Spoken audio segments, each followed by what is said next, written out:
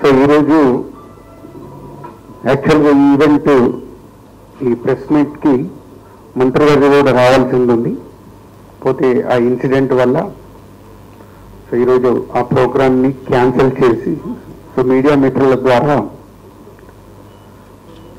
So 14th రోజు జరగబోతున్న ఈ Telangana Gaddar film awards 14 years తర్వాత ఈ రాష్ట్రం ప్రభుత్వం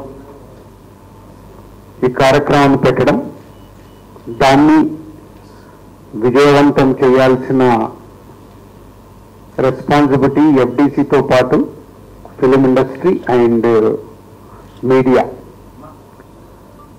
సో ఆ రోజు కార్యక్రమాన్ని ఐఎన్పిఆర్ ద్వారా ఆల్ ఛానల్స్కి లైవ్ ఇవ్వడం జరుగుతుంది. సో ఐఎన్పిఆర్ ద్వారా మీరు కమ్యూనికేట్ చేసుకొని ఆ ఈవెంట్ని వరల్డ్ వైడ్గా ఉండే తెలుగు ప్రేక్షకులు అలాగే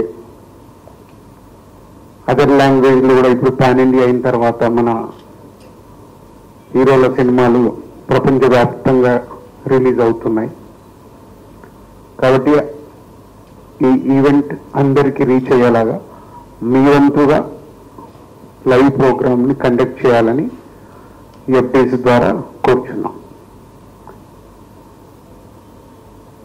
6 o'clock ఈవెంట్ షార్ప్గా స్టార్ట్ అవుతుంది.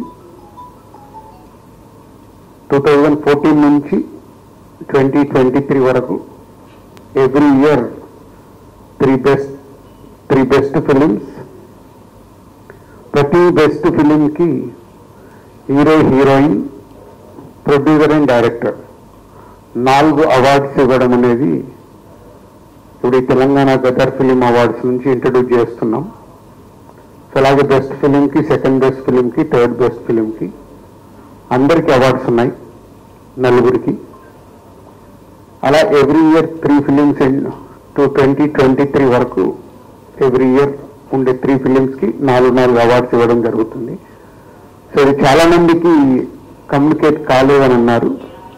ఇది కూడా మీడియా మిత్రులు ఇది అందరికీ రీచ్ అయ్యేలాగా చేయాలని కోరుకుంటున్నాను. అలాగే 2024లో ఏవైతే అవార్డ్స్ అనౌన్స్ ఉన్నాయో అవన్నీ అందరికీ ఇన్విటేషన్స్ కూడా ఈరోజు రీచ్ అయ్యాయి.